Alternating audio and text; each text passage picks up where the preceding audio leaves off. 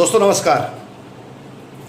मैं प्रदीप कुमार गुप्ता आज फिर हलाल से संबंधित कुछ खास जानकारी आप लोगों को देने के लिए हाजिर हुआ हूँ, क्योंकि मैंने अभी कल एक वीडियो डाली थी फेसबुक पर। उसका बहुत अच्छा रिस्पांस आया, मुझे बड़ी खुशी मिली। मेरी मुहिम को आप लोग अपनी मुहिम बना रहे हैं। इस छोटी सी मुहिम को आप लोग अपनी मेहनत से एक आंदोलन बना देंगे बहुत जल्द, मुझे ये यकीन हुआ। और इस विश्वास के साथ कि आप मेरा हमेशा साथ देंगे, मैं एक नया वीडियो आप लोगों को दे रहा हूँ। इसमें आपको हलाल से संबंधित बहुत सारी जानकारियाँ देखने और समझने को मिलेंगी। दूसरी बात, मेरे बोले हुए शब्दों को ऐसे के ऐसे कभी भी आप विश्वास मत करिए। आपके पास मोबाइल है, लैपटॉप है, कंप्यूटर है, उसमें जाइए और ढूंढिए। मैं भी दोस्तों इसी प्रकार से पिछले कुछ महीने से सब कुछ ढूंढ रहा था और मुझे एक एक चीज़ मिली। तो दोस्तों आज मैं इसी हलाल सर्टिफिकेट का एक खास रूप आपके आगे प्रस्तुत करूंगा। इसको आप समझेंगे, सोचेंगे तो चौंक जाएंगे। खास तौर से दोस्तों, मैंने अभी तक सोशल मीडिया के माध्यम से आपके सामने सैकड़ों उत्पाद रखे हैं जो हलाल सर्टिफाइड हैं। इस पे कुछ लोगों ने, खास तौर के एक बाबा जी हैं हमारे, बाबा जी बोलते हैं कि मैं 1000 से ज़्यादा उत्पाद बनाता हूँ और सिर्फ मैं 25 उत्पाद पे हलाल सर्टिफिकेट लिए हुए हूँ। चलो कोई बात नहीं, हम आपकी बात मान लेते हैं, लेकिन समझने वाली बात है क्या मजबूरियाँ रहीं उनकी। जो बाबा टीवी पे अपने सम्मेलनों में, पब्लिक के सामने, भीड़ में हिंदुत्व, नैतिकता, धर्म ध्वजा, बात को समझिए, क्या क्या बड़े बड़ी बातें करता हो और वो भी इनके हरे झंडे के नीचे जाने को मजबूर हुआ। अब मुद्दा ये है इसमें बाबा का भी बहुत बड़ा कसूर नहीं है। मेरा उद्देश्य ये नहीं है किसी खास व्यक्ति को टारगेट किया जाए या किसी भी खास कंपनी को टारगेट किया जाए, ये मेरा उद्देश्य नहीं है। सबसे बड़ी बात तो मेरा उद्देश्य, इस बात को समझिए, मेरी मुहिम है कि ये सर्टिफिकेट कौन देता है। अगर निर्यात एक्सपोर्ट के लिए होता है, वो भी सिर्फ अरब देशों में, खाड़ी देशों में, क्योंकि वहाँ पे नियम है कि हम हलाल खाते हैं, हमें हराम का नहीं खाना है। अब मुद्दा ये है उनका हलाल क्या है। वो ज़रूरी नहीं है कि हमारा भी हलाल हो सकता है उनका हलाल है वो हमारा हराम हो। इस बात को समझिए, जो मेरे लिए जायज़ है हो सकता है वो उनके लिए जायज़ ना हो, नाजायज़ हो, ये भी मुद्दा है। अब दोस्तों जो मैं कहना चाह रहा हूँ कि ये हलाल घर घर तक, हर एक फैक्ट्री, कंपनी तक, हर एक खाने पीने के उत्पाद तक, सारे उत्पाद, सारे प्रोडक्ट तक कैसे पहुंचा, इस बात को समझिए। दोस्तों हमारे हिंदुस्तान में हलाल सर्टिफिकेट देने वाली 6 एजेंसियां यानी एनजीओ और ट्रस्ट हैं, और ये सब मजहबी हैं। इस बात को समझ लीजिए, एक मजहब खास के हैं।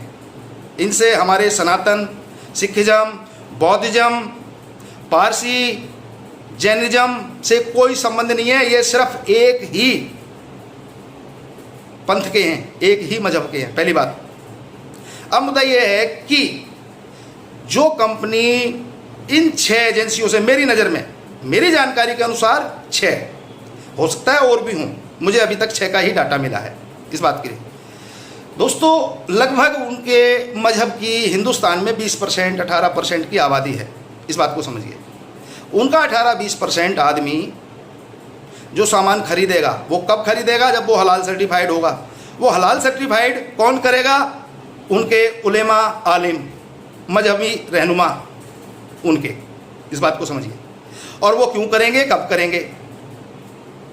वहाँ पे धंधा शुरू हो जाता है। रजिस्ट्रेशन फीस हर प्रोडक्ट की, हर साल की,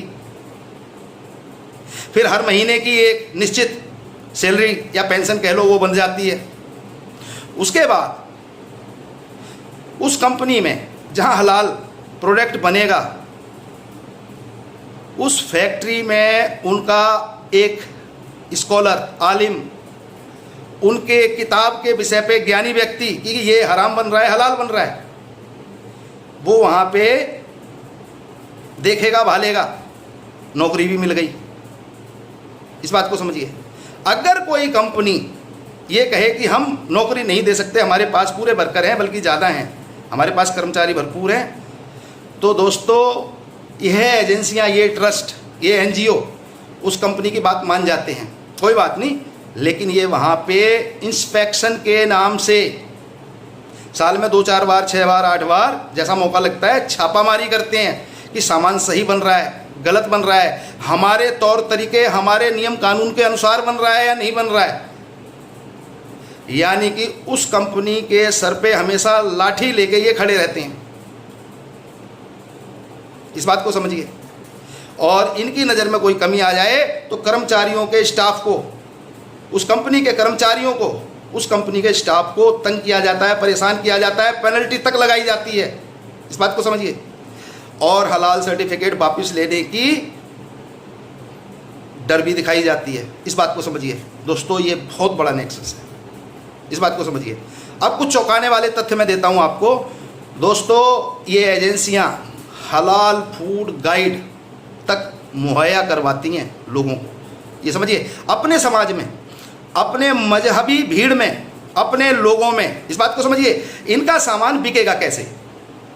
इनके अपने बिरादरी वाले कब खरीदेंगे? जब सर्टिफिकेट कंपनी लेगी। अब वो ट्रस्ट या वो एनजीओ अपने लोगों को बताएगा कैसे कि आपको किस कंपनी का सामान लेना है, किस कंपनी ने हलाल सर्टिफाइड करवाया है उनसे। दोस्तों ये हलाल फूड गाइड उपलब्ध करवाते हैं। आप गूगल करिए, प्ले स्टोर में जाइए, आपके मोबाइल में प्ले स्टोर होता है, वहाँ जाके देखिए, आपको ऐप मिलेंगे इनके जो आपको बताएंगे कौन कौन सा प्रोडक्ट, किस किस कंपनी का प्रोडक्ट हलाल सर्टिफाइड है। इस बात को समझिए। ये अपनी किताब छपवाते हैं जो इनके समाज में फ्री बांटी जाती है। उस किताब में इन हलाल सर्टिफाइड कंपनियों के, उनके उत्पादों के पूरे ब्यौरे दर्ज होते हैं। तब ये इनके लोग उस सामान को खरीदते हैं। अब ये ऐप कैसे बन गए, ये किताब कैसे छप गई? दोस्तों ये कंपनी से पैसा लिया गया, उस पैसे से अपने एजेंडा को और ज़्यादा मजबूत किया जाता है, एजेंडा और आगे बढ़ाया जाता है। इसे इस तरीके से समझिए। अब मुद्दे की बात, आप कभी सोच सकते हैं कि हलाल टूरिज्म भी हो सकता है? मैंने देखा है दोस्तों, हलाल मेडिकल टूरिज्म भी है। सोचिए आप, ये कितनी गहराइयों तक जा चुके हैं। आपको जानकर हैरानी होगी कि दोस्तों डेटिंग साइट, हलाल डेटिंग साइट तक बनाई गई है। इस बात को समझिए। अब दोस्तों सबसे बड़ी बात है, मैं यहाँ पे ये कहना चाहता हूँ, जिस प्रकार से इस वर्ग विशेष ने पिछले 70-72 सालों से खास सुविधाएं हमारे राजनीतिक कमजोरी के कारण जो ली हैं, अगर हम भी इसी तरीके के फायदे उठाना चाहें, सरकार पे दबाव बनाएं, तो दोस्तों क्या हिंदू सनातनी सर्टिफाइड नहीं बनवा सकते? बौद्धिज्म सर्टिफाइड, कल जैन भी कहेंगे आके हमें जैन सर्टिफाइड चाहिए। फिर 2 दिन बाद पारसी आएंगे, वो कहेंगे हमें पारसी सर्टिफाइड चाहिए। फिर हमारे सिख भाई आएंगे, वो कहेंगे हमें सिखिज्म सर्टिफाइड चाहिए। दोस्तों इस तरीके से सब आएंगे तो ये व्यवस्था कहाँ जाएगी, आप ये बताइए। एक वर्ग विशेष को खुश करने के लिए हम कितना झुकें, हमारे राजनीतिक दल क्यों झुकते हैं, हमारी सरकारें क्यों झुकती हैं। अब एक और मुद्दा है कि अरब वर्ल्ड में, खाड़ी देशों में अगर हलाल सर्टिफाइड बेचना, वहाँ निर्यात करना मजबूरी है, तो दोस्तों सरकार ने FDA, FSSAI जैसी इतनी एजेंसियाँ, इतनी बॉडी बना के खड़ी की हुई हैं। तो क्या सरकार अरब देशों, खाड़ी देशों को निर्यात करने के लिए एक हलाल सर्टिफिकेशन एजेंसी नहीं तैयार कर सकती क्या? इससे क्या होगा? पैसा हमारा कहाँ जा रहा है? जो एजेंसी होगी उसके कर्मचारियों को एक तनख्वाह होगी। बात को समझिए। हमारा पैसा हमारी सरकार के हाथ में जाएगा, वो घूम फिर के फिर वापस हमारे पास आएगा। लेकिन दोस्तों जो पैसा हमारा फिलहाल इनके मजहबी ट्रस्ट और NGO पे जाता है, वो पैसा हमारे पास नहीं आता। वो पैसा कहां खर्च होता है हमें नहीं मालूम। अब सबसे बड़ी बात है, सिर्फ खाड़ी देशों की मजबूरी है और किसी देश की मजबूरी नहीं है, इस बात को समझिए। अब मैं सबसे बड़ी बात कहूंगा दोस्तों, आप अभी चौंक जाएंगे क्योंकि ये मुद्दा उससे भी बड़ा है। मैं अब मांसाहारी व्यवसाय की बात करूंगा, यानी मीट। दोस्तों अभी तक जो मुझे जानकारी मिली है, हिंदुस्तान से करीब करीब 11 लाख टन मांस का निर्यात होता है हर साल, इस बात को समझिए। और उसमें से लगभग 50% मांस का जो एक्सपोर्ट है वो अरबी देशों में जाता है, अब इस बात को समझिएगा। और 50% जो मांस है वो Vietnam, Sri Lanka, China, Europe, America जैसे देशों में जाता है। अब ध्यान करिए, अरबी देशों के अलावा जो 50% जाता है, जिन देशों में हमारा मांस हिंदुस्तान से, दोस्तों वो भी हलाल सर्टिफाइड जाता है। क्यों? इस बात को समझिए कि अगर 11 लाख टन के लिए 2 लाख जानवरों को कत्ल करना पड़ता है, एक उदाहरण है, मुझे नहीं मालूम कितना होता है क्योंकि मेरा इस चीज़ से कोई संबंध नहीं है, मैं एक उदाहरण दे रहा हूँ दोस्तों। सारे के सारे जीवों को हलाल जैसी प्रक्रिया से गुजरना पड़ता है जिसमें उनकी ग्रास नली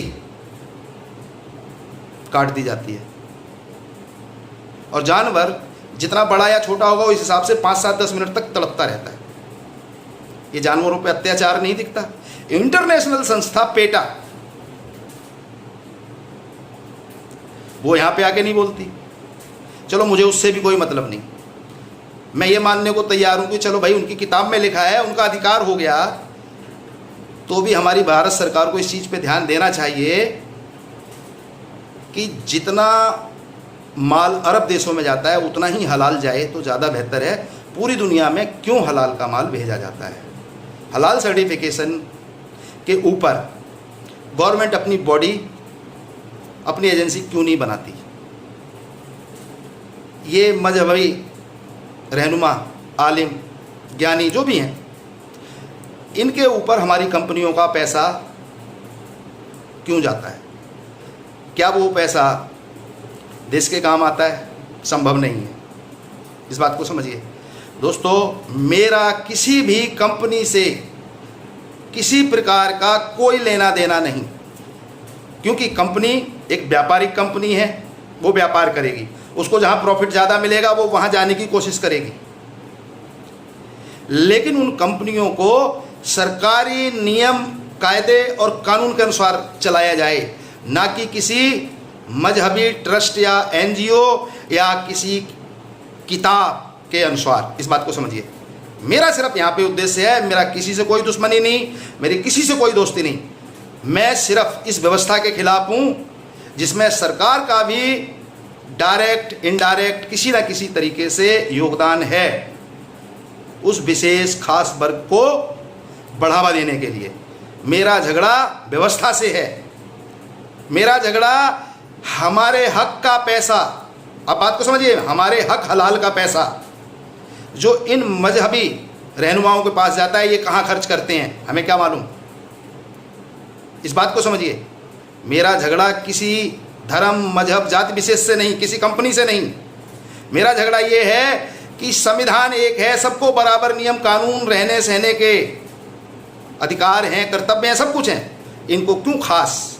किस लिए? संविधान से देश चलता है, किसी मजहब की किताब से नहीं। तो दोस्तों संविधान के अनुसार सरकार को हलाल के ऊपर अपनी एजेंसी बनानी चाहिए, ना कि किसी धर्म या जाति के अनुसार। नहीं तो कल को हिंदुस्तान में सैकड़ों समाज रहते हैं, जैन भी रहते हैं, बौद्ध भी रहते हैं, पारसी भी रहते हैं, यहूदी भी रहते हैं, हिंदू भी रहते हैं, बड़ी मेजॉरिटी है हिंदुओं की। दोस्तों सब अपने अपनी बॉडी खड़ी कर लेंगे, हर कंपनी 6-6, 8-8 सर्टिफिकेट लेगी क्या? प्रोडक्ट से जो उत्पाद है वो महंगा होगा, और वो महंगा होगा क्योंकि वो पैसा खर्च करेगा तो महंगा बेचेगा, वो पैसा हमारी जेब से जाएगा, इस बात को समझिए आप।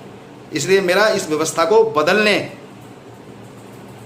का आप सभी से आह्वान है, इस व्यवस्था को बदलने में आप मेरा सहयोग कीजिए।